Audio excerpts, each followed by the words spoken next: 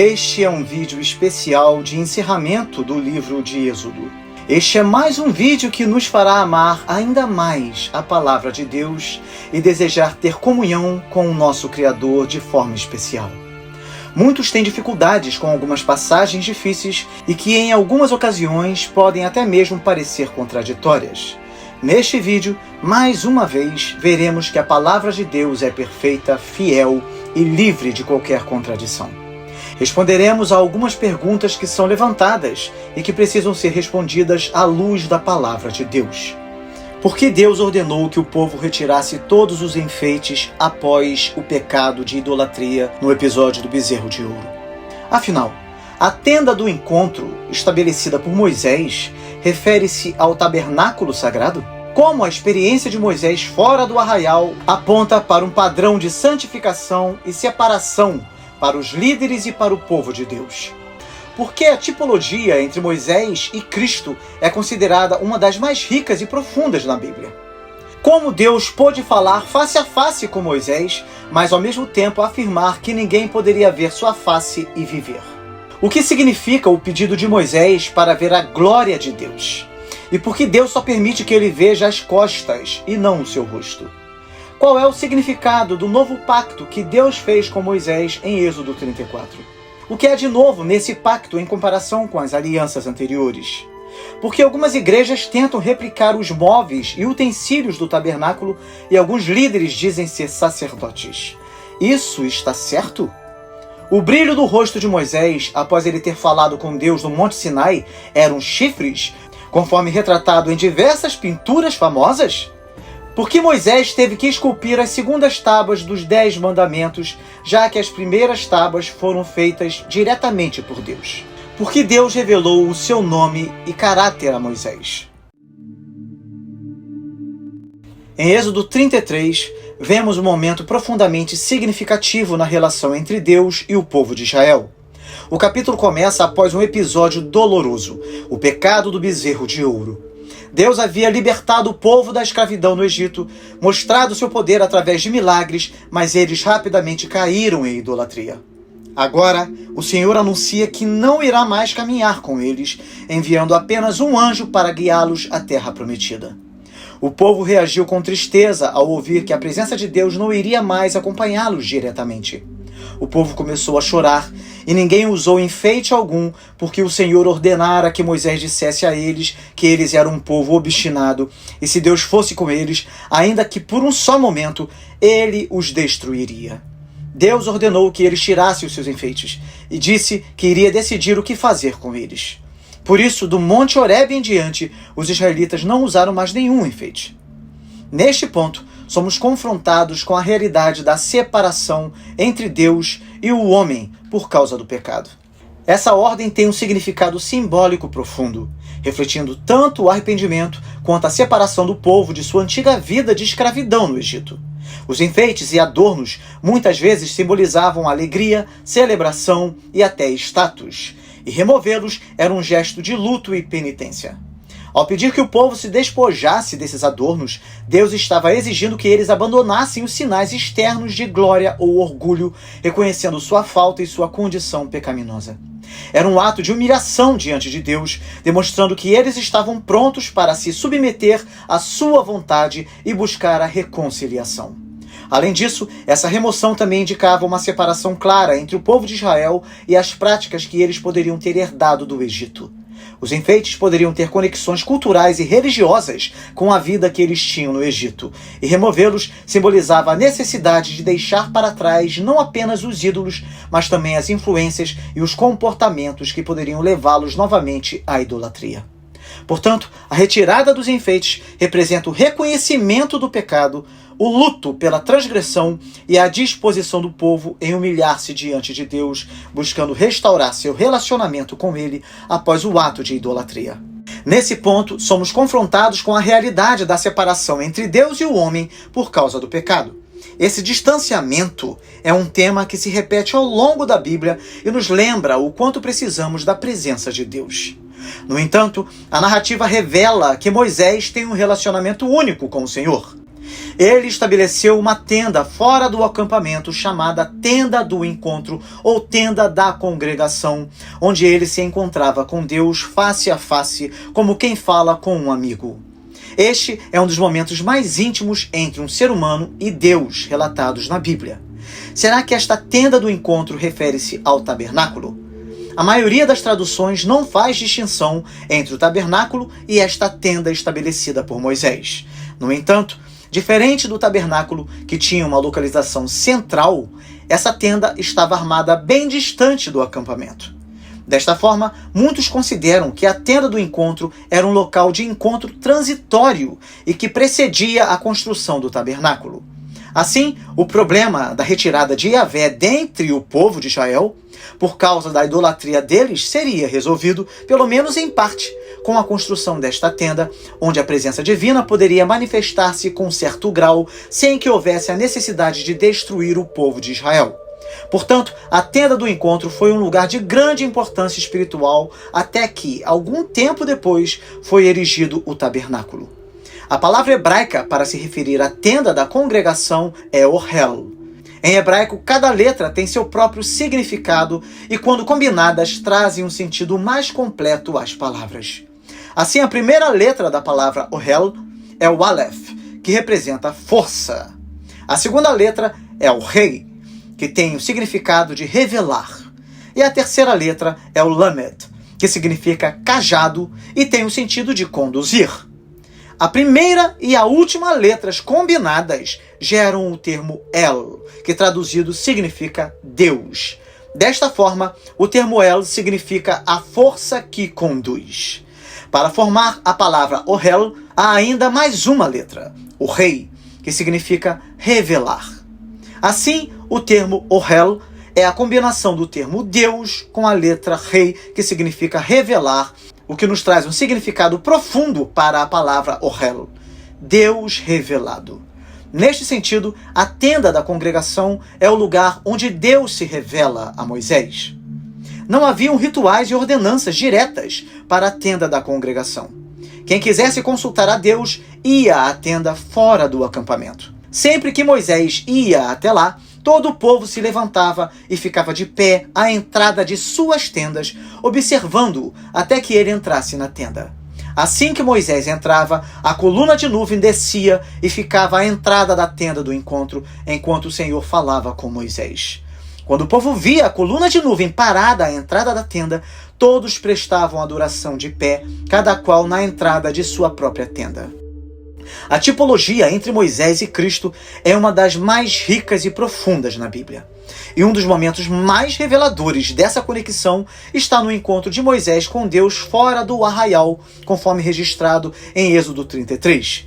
Esse ato de sair do arraial é profundamente simbólico e aponta para a obra de Jesus Cristo, que também saiu fora do arraial para interceder e restaurar a relação entre Deus e a humanidade.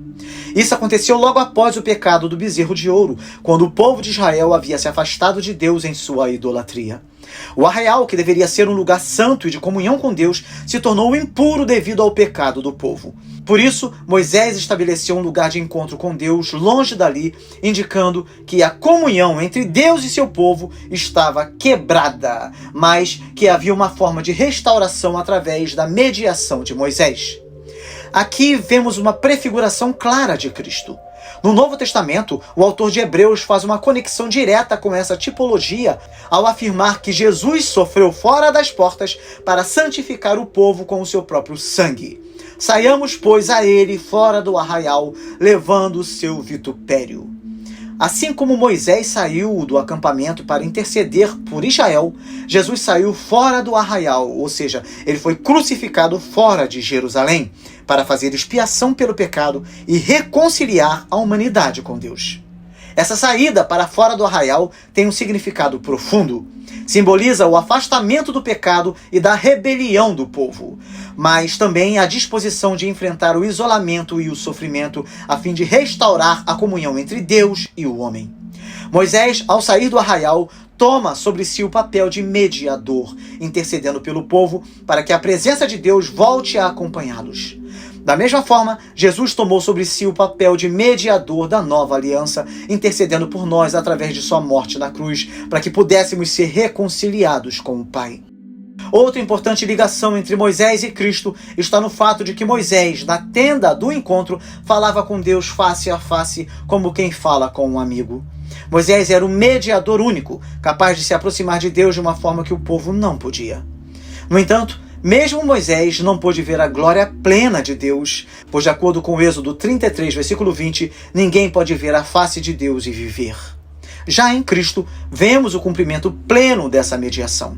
Como o Verbo encarnado, Jesus é a revelação completa de Deus. Ele é o único que viu o Pai plenamente.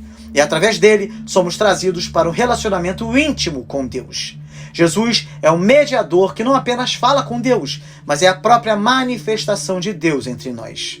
Além disso, o fato de Moisés ter estabelecido a tenda longe do arraial reflete a necessidade de santificação. O arraial, marcado pela impureza e pelo pecado, precisava de um mediador que pudesse se encontrar com Deus fora desse ambiente contaminado. Cristo, ao sair fora do arraial, nos chama também a nos afastarmos do pecado e a nos aproximarmos dele, participando do seu sofrimento e vivendo uma vida santificada. Portanto, o que Moisés fez no deserto é uma sombra do que Cristo realizou em sua plenitude. Ambos saíram para fora, tanto fisicamente quanto espiritualmente, a fim de estabelecer uma ponte entre Deus e o povo.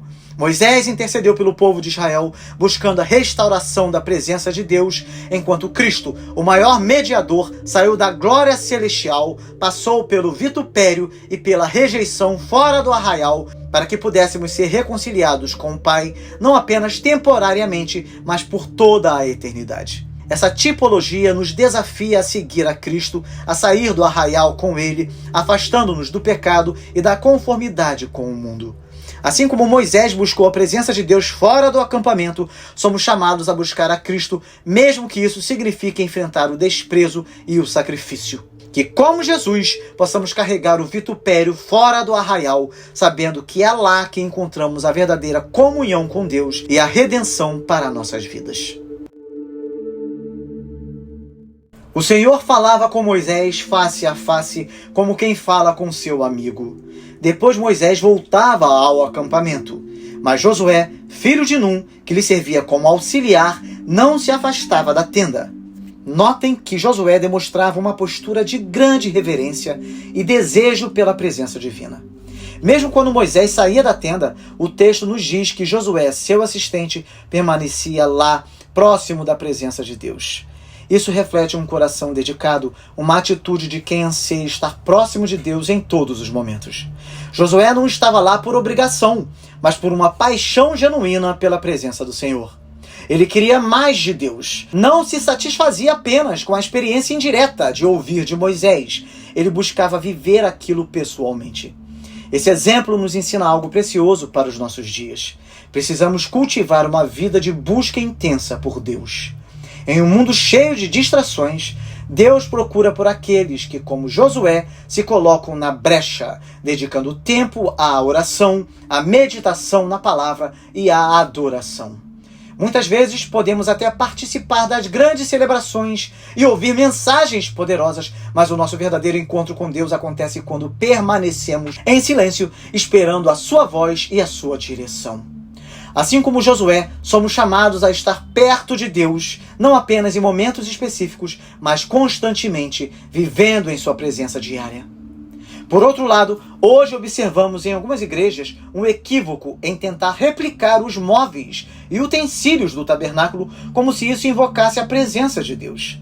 Este texto nos ensina que mesmo naquela época não era assim. Deus decidiu a forma como o povo deveria adorá-lo, e foi o próprio Deus que deu fim a todo aquele sistema de leis, permitindo que até mesmo o templo de Jerusalém fosse destruído. A nova aliança está em vigor, mas há ainda aqueles que não compreendem o que isso significa. Moisés foi buscar a presença de Deus fora do acampamento, em sua tenda, que não tinha nenhum dos móveis e utensílios que fariam parte do tabernáculo que ainda seria construído. Algumas comunidades reproduzem a Arca da Aliança, o candelabro e o altar, acreditando que esses objetos podem trazer um poder especial. No entanto, essa prática ignora o propósito maior da nova aliança que temos em Cristo. No Antigo Testamento, os móveis do tabernáculo tinham um significado simbólico profundo, apontando para a santidade e a glória de Deus, mas eram apenas sombras das realidades espirituais que seriam cumpridas em Jesus. Com a morte e ressurreição de Cristo, não precisamos mais de objetos físicos para nos conectar com Deus. A presença do Senhor não habita mais em um templo de pedras ou em utensílios, mas em nós, o templo vivo do Espírito Santo. O verdadeiro poder está no relacionamento com Cristo e na vida no Espírito. Quando tentamos voltar a práticas do Antigo Testamento, como a adoração baseada em objetos físicos, esquecemos que Jesus já cumpriu todos esses símbolos e nos deu acesso direto a Deus. Além disso, vemos alguns líderes religiosos que se autodenominam sacerdotes, como se o sistema sacerdotal do Antigo Testamento ainda estivesse em vigor. Porém, a Bíblia nos ensina claramente que com a nova aliança, Cristo é o nosso único e eterno sumo sacerdote. Ele é o mediador entre Deus e os homens, e não há mais necessidade de um sacerdócio humano para nos conectar com o Pai.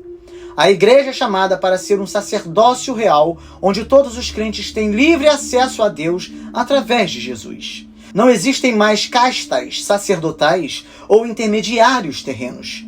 Todos nós, em Cristo, temos o privilégio de nos aproximar do trono da graça. Portanto, povo de Deus, assim como Josué, que desejava estar perto de Deus, nós também somos chamados a buscar sua presença diariamente, sabendo que não dependemos de rituais ou objetos para isso. Temos a liberdade em Cristo de entrar na presença de Deus em qualquer lugar, a qualquer momento, sem medo ou intermediários. Essa é a glória da nova aliança. E essa é a mensagem que devemos viver e pregar hoje. Ao refletirmos sobre isso, devemos nos perguntar: temos procurado esse tipo de comunhão com Deus? Estamos dispostos a sair fora do acampamento, longe das distrações e da correria da vida, para encontrar Deus em silêncio, humildade e devoção? Moisés serviu como mediador entre Deus e o povo, e num ato ousado, Moisés implorou a Deus: se não fores tu mesmo conosco, não nos envies. Ele sabia que sem a presença de Deus não importava chegar à terra prometida. O texto nos informa que Deus disse que faria o que Moisés lhe pedira, porque Deus tinha se agradado de Moisés e o conhecia pelo nome. E Deus, em sua misericórdia, respondeu: minha presença irá contigo e eu te darei descanso. Hoje, somos convidados a buscar a presença de Deus como prioridade em nossas vidas. Podemos nos esforçar em nossas carreiras, em nossos relacionamentos e sonhos, mas sem a presença de Deus, tudo isso perde o sentido.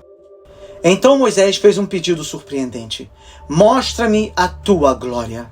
Moisés, que já havia experimentado a presença de Deus de maneiras incríveis, desejava mais. Ele ansiava ver a plenitude da glória de Deus. E o Senhor respondeu dizendo que ele passaria diante de Moisés, proclamando seu nome, mas que Moisés não poderia ver seu rosto, pois ninguém poderia ver a sua face e continuar vivo. Este texto de Êxodo 33 parece, à primeira vista, contraditório. No versículo 11, lemos que o Senhor falava com Moisés face a face, como quem fala com um amigo. Para entender essa aparente contradição, é necessário olhar para o contexto e para as diferentes maneiras em que face e presença de Deus são descritas na Bíblia. Primeiro, a expressão face a face, em Êxodo 33, versículo 11, não deve ser entendida de forma literal, mas sim como uma metáfora para uma comunicação direta, íntima e pessoal entre Deus e Moisés. É uma maneira de descrever o nível único de proximidade que Moisés experimentava com Deus. Não é que Moisés literalmente via o rosto de Deus, mas que ele desfrutava de uma relação singular, onde Deus se revelava de maneira mais clara e direta do que o habitual. Na cultura hebraica, a palavra face muitas vezes simboliza a presença de uma pessoa. Quando o texto diz que Deus falava com Moisés face a face, significa que havia uma comunicação íntima e sem intermediários, onde Deus se fazia conhecer de maneira excepcional, assim como amigos falam de forma próxima e aberta. Moisés, por ser o mediador entre Deus e o povo de Israel, recebeu uma revelação privilegiada e mais direta de Deus, sem os véus e as barreiras que costumavam existir para outros. Por outro lado, quando Deus diz que ninguém pode ver sua face e continuar vivo, ele está se referindo à sua glória completa e à manifestação plena de sua santidade. A plena revelação da essência de Deus seria avassaladora para qualquer ser humano, dado que Deus é infinitamente santo e poderoso, enquanto os seres humanos são limitados e pecadores. Então, a face mencionada aqui é uma referência à revelação completa da glória de Deus, que é inacessível aos homens enquanto vivemos nesse corpo mortal. Portanto, Moisés experimentou uma comunicação íntima com Deus, uma face a face no sentido figurado, mas não viu a glória completa de Deus. Quando Moisés pediu para ver a glória de Deus, Deus permitiu que ele visse apenas uma parte dela, protegendo-o com sua mão e permitindo que ele visse as costas de Deus, ou seja, uma manifestação parcial e suportável da glória divina. Essa passagem nos ensina sobre o mistério da santidade e da presença de Deus. Por um lado, Deus é acessível, amoroso e deseja um relacionamento próximo conosco, como tinha com Moisés. Por outro, ele é santo e transcendente, e nossa experiência com ele, por mais próxima que seja, ainda é limitada pela nossa condição humana. Isso também aponta para a necessidade de mediação entre Deus e os homens, que no Novo Testamento vemos plenamente cumprida em Jesus Cristo, que é a revelação completa e visível de Deus. Isso não é maravilhoso? Em Cristo, a face de Deus foi revelada aos homens. Em resumo, Deus falava com Moisés face a face no sentido de uma comunicação próxima e direta, mas não no sentido de uma visão plena da sua glória e essência que nenhum ser humano poderia suportar. No entanto, será exatamente assim na vida futura que teremos ao lado de Cristo. Poderemos contemplar a revelação completa e visível de Deus em Cristo para todo sempre. Aleluia! O Senhor disse ainda mais a Moisés: talhe 2 tábuas de pedra semelhantes às primeiras, e nelas escreverei as palavras que estavam nas primeiras tábuas que você quebrou. Esteja pronto pela manhã para subir ao Monte Sinai, e lá mesmo, no alto do monte, apresente-se a mim. As 2 primeiras tábuas dos 10 mandamentos foram esculpidas por Deus. No entanto, Moisés teria de fazer o trabalho de esculpir as novas tábuas de pedra. Por quê? Isso era parte de um processo de renovação da aliança entre Deus e Israel após o pecado do bezerro de ouro. As primeiras tábuas, feitas pelo próprio Deus, foram quebradas por Moisés quando ele desceu do Monte Sinai e viu o povo adorando o ídolo. Esse ato simbólico representou a quebra da aliança devido à infidelidade de Israel. Então, ao instruir Moisés a esculpir novas tábuas, Deus estava não apenas renovando sua aliança, mas também envolvendo Moisés e o povo diretamente no processo de restauração. O fato de Moisés ter que esculpir as tábuas demonstra a necessidade de esforço humano para participar da reconciliação com Deus. Essa ação simboliza que, embora a lei seja divina, o povo de Deus também tem uma responsabilidade ativa em guardá-la e vivê-la. Enquanto as primeiras tábuas foram dadas diretamente por Deus, as segundas tábuas esculpidas por Moisés mostram a seriedade do compromisso e a disposição de Israel em se arrepender e obedecer. No entanto, vale notar que, embora Moisés tenha esculpido as tábuas, foi Deus quem escreveu novamente os 10 mandamentos nelas, destacando que a essência da lei permanece divina e inalterada. Este evento é um reflexo do caráter de Deus revelado em Êxodo 34, versículos de 6 a 7. Ele é misericordioso, disposto a perdoar e renovar a aliança, mesmo depois de uma falha grave. A participação ativa de Moisés na confecção das segundas tábuas também ensina que a restauração da comunhão com Deus requer tanto o perdão divino quanto o esforço humano em seguir os caminhos de Deus. O fato de Deus restaurar essa aliança, em vez de abandonar o povo, revela sua imensa misericórdia e disposição para perdoar. Embora Israel tenha quebrado sua parte no pacto, Deus estava comprometido em manter sua promessa e ofereceu uma nova oportunidade para o povo. Isso reflete não apenas a justiça de Deus, que requer obediência à sua lei, mas também sua graça, ao restaurar a relação com seu povo apesar de seus pecados. O ato de esculpir novas tábuas também aponta para a importância da aliança escrita e da lei, como base para a relação de Israel com Deus. Após Moisés lavrar 2 tábuas de pedra semelhantes às primeiras e subir ao Monte Sinai, logo de manhã, como o Senhor lhe havia ordenado, o Senhor desceu na nuvem, permaneceu ali com ele e proclamou o seu nome. Este nome é representado pelo tetragrama sagrado. Nesta série há 2 vídeos sobre isso, mas há um vídeo exclusivamente sobre os mistérios profundos do tetragrama sagrado, incluindo sua conexão com o Messias. Assistam a este vídeo para que vocês possam compreender a profundidade deste texto. O texto nos diz que Deus passou diante de Moisés, proclamando: Senhor, Senhor, Deus compassivo e misericordioso, paciente, cheio de amor e de fidelidade, que mantém o seu amor a milhares e perdoa a maldade, a rebelião e o pecado. Contudo, não deixa de punir o culpado. Castiga os filhos e os netos pelo pecado de seus pais até a 3ª e a 4ª gerações. Neste texto, Deus revela seu nome e caráter de forma profunda e poderosa ao se descrever como misericordioso e piedoso. Esses versículos são cruciais porque mostram não apenas a identidade de Deus, mas também como ele age com seu povo, especialmente no contexto da renovação da aliança após o pecado de Israel. Quando Deus proclama que ele é misericordioso, a palavra hebraica usada é rachum, que refere-se a uma compaixão profunda e imensa. É a mesma raiz que transmite a ideia de um amor parental, como o amor de uma mãe pelo seu filho. Essa misericórdia é uma disposição para perdoar, cuidar e resgatar, mesmo quando o povo falha. A misericórdia de Deus, portanto, é a manifestação de seu coração compassivo, pronto a estender graça e perdão àqueles que se arrependem. A palavra piedoso, traduzida do hebraico hanum, está associada à graça, no sentido de conceder favor imerecido. Ela descreve a prontidão de Deus em oferecer perdão e ajuda a seu povo, mesmo quando eles não têm como merecer. Deus, ao se descrever como piedoso, está mostrando que sua natureza não é de retribuição instantânea ou de punir impiedosamente, mas de oferecer oportunidades de reconciliação e restauração. Esses atributos são fundamentais no relacionamento de Deus com o seu povo. Ao se proclamar misericordioso e piedoso, Deus destaca que, embora ele seja justo e tenha padrões de santidade, seu coração é cheio de compaixão, pronto para perdoar e resgatar aqueles que o buscam. No contexto de Êxodo 34, isso é especialmente significativo porque Israel havia quebrado a aliança ao adorar o bezerro de ouro. Mesmo assim, Deus renovou sua aliança, revelando que sua misericórdia e graça são maiores que os pecados do povo. Essa revelação também ecoa por toda a Bíblia, sendo citada repetidamente no Antigo Testamento, como uma lembrança da natureza de Deus, especialmente em momentos de crise ou arrependimento. Ela também aponta para o caráter redentor de Deus, revelado plenamente em Jesus Cristo, que é a personificação da graça e da misericórdia de Deus para com a humanidade.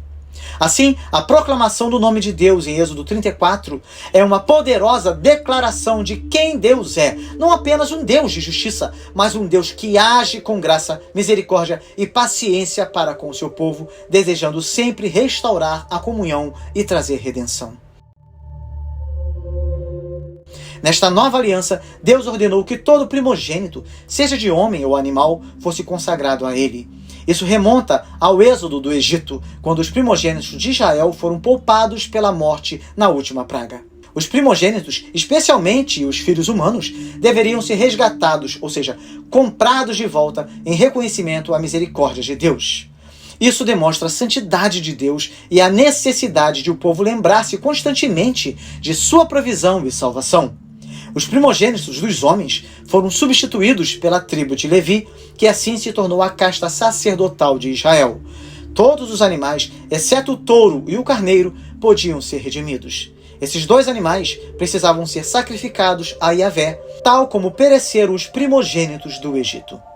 No caso de animais impuros, como jumentos, havia a opção de resgate com um cordeiro ou a necessidade de sacrificar o próprio animal.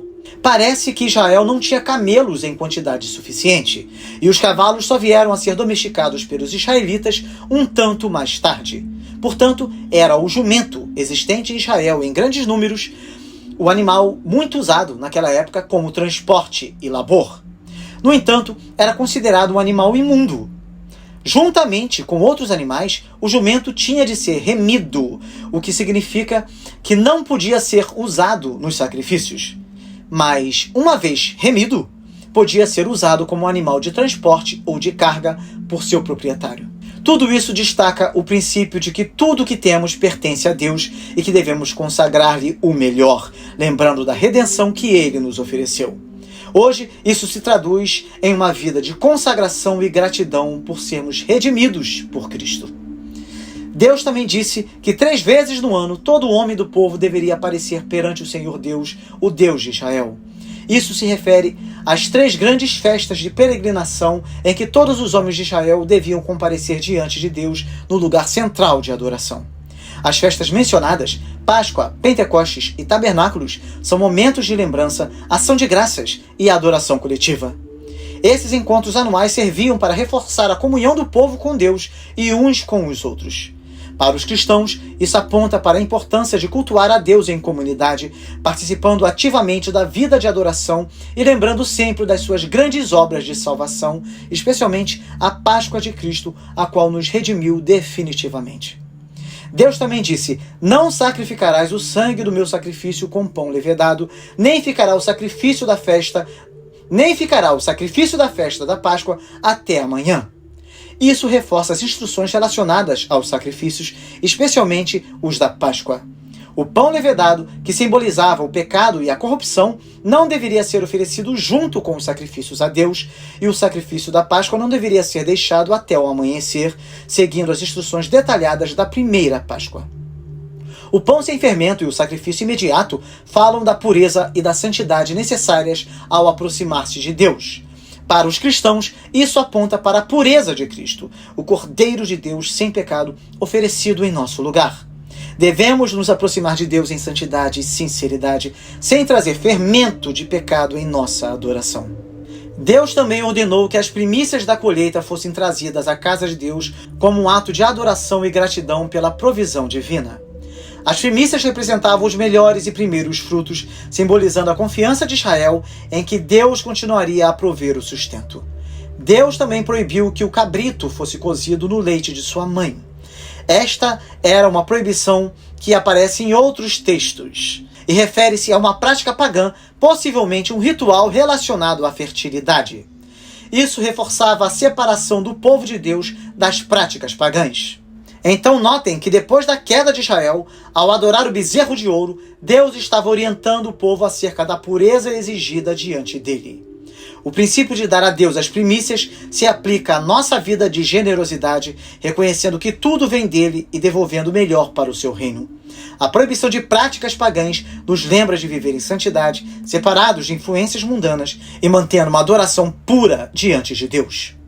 Esses versículos, portanto, não são apenas leis específicas para o povo de Israel, mas também lições espirituais que refletem a santidade de Deus, a necessidade de consagração e gratidão e o chamado para viver em obediência e pureza diante do Senhor. Povo de Deus, antes de terminar o relato de Êxodo, eu quero tratar sobre uma questão intrigante. Ao descer do Monte Sinai, com as 2 tábuas da aliança nas mãos, Moisés não sabia que o seu rosto resplandecia por ter conversado com o Senhor. Nesta cena, muitos artistas famosos retratam Moisés com chifres. Talvez o maior exemplo seja a escultura de Michelangelo. Isso tem suas raízes em uma antiga tradução bíblica da palavra hebraica kaham, que pode ser entendida como brilhar ou emitir raios. Quando São Jerônimo traduziu a Bíblia do hebraico para o latim no século IV, na versão chamada Vulgata, ele interpretou essa palavra como chifres. Em vez de dizer que o rosto de Moisés brilhava ou emanava luz, a Vulgata descreveu que ele tinha chifres de luz. A confusão surgiu porque no hebraico, a raiz da palavra kaham pode ser associada tanto a raios de luz quanto a algo que se projeta, como chifres. Assim, artistas medievais, ao usarem a Vulgata como referência, retratavam Moisés com chifres literais na cabeça, interpretando a passagem como indicativa de uma transformação física após o encontro de Moisés com Deus. Essa representação tornou-se uma forma visível de captar o poder e a singularidade da experiência de Moisés, embora esteja realizada em um mal-entendido linguístico. O brilho no rosto de Moisés, após ele ter falado com Deus, é uma manifestação física da glória divina refletida nele. Isso indica que Moisés esteve tão intimamente próximo de Deus que sua face começou a irradiar a luz da presença divina. Esse fenômeno não é apenas um sinal de santidade, mas também uma confirmação visível da autoridade de Moisés como mediador entre Deus e o povo. Para o povo de Israel, o brilho no rosto de Moisés causava temor e reverência. Eles viam isso como uma evidência tangível de que ele tinha se encontrado com Deus e que a presença de Deus era real e poderosa. O fato de Moisés cobrir o rosto com um véu ao falar com o povo sugere que o povo não estava preparado para contemplar essa glória de forma contínua. Isso também aponta para a imperfeição do relacionamento entre Deus e Israel na antiga aliança, uma vez que o véu simboliza a separação entre a glória de Deus e a capacidade do homem de suportá-la. No Novo Testamento, o apóstolo Paulo usa esse evento como uma analogia em 2 Coríntios 3, versículo 13 ao 18, afirmando que em Cristo o véu é removido. Na nova aliança, os crentes têm acesso direto à glória de Deus sem a necessidade de mediação humana, pois em Cristo essa glória é plenamente revelada. O brilho no rosto de Moisés, portanto, aponta para uma revelação futura mais completa da presença de Deus em Jesus Cristo, que traz uma comunhão mais íntima e direta com Deus. Então, depois de todos os extraordinários acontecimentos relatados no livro de Êxodo, chegamos nos capítulos finais e nos deparamos com um quadro em que a misericórdia e a santidade de Deus nos são reveladas de uma forma belíssima. Depois do pecado grave do bezerro de ouro, a aliança parecia estar destruída. O povo que havia prometido fidelidade a Deus quebrou seu pacto e isso trouxe uma enorme distância entre eles e o Senhor. Mas o que vemos nesses capítulos é que Deus é um Deus de imensa graça que escolhe restaurar o relacionamento com o seu povo. Ele ordena a Moisés que faça novas tábuas da lei como um sinal de renovação da aliança. Isso nos lembra de que mesmo em nossos maiores problemas, nossos erros e fracassos, Deus está sempre disposto a nos restaurar. A misericórdia de Deus vai além de nossos pecados. Moisés, o mediador, intercede pelo povo e pede para ver a glória de Deus. Em resposta, Deus permite que ele veja apenas suas costas, pois a plenitude da sua glória é insuportável para os homens. E esse episódio nos ensina que, embora possamos buscar intimidade com Deus, há sempre uma medida de mistério em sua presença que não podemos compreender completamente. No entanto, Deus se revela a nós de uma forma que possamos suportar, e essa revelação nos transforma. O rosto de Moisés brilhou após estar na presença de Deus, uma mudança visível que impactou todo o povo. Isso nos desafia a refletir. Temos nos encontrado com Deus de forma que nossas vidas sejam transformadas e nosso semblante brilhe com sua presença? A construção do tabernáculo é outro marco crucial nesses capítulos finais de Êxodo. Falamos sobre toda a simbologia presente no tabernáculo num vídeo muito especial que você, se ainda não assistiu, precisa assistir. O tabernáculo simboliza a presença de Deus habitando no meio de seu povo, mas de uma maneira ordenada e santa. Todos os detalhes da construção, os materiais e os ofícios envolvem precisão e santidade. A presença de Deus não é algo casual. Ela exige preparação, pureza e reverência. Esse princípio ainda é verdade para nós hoje.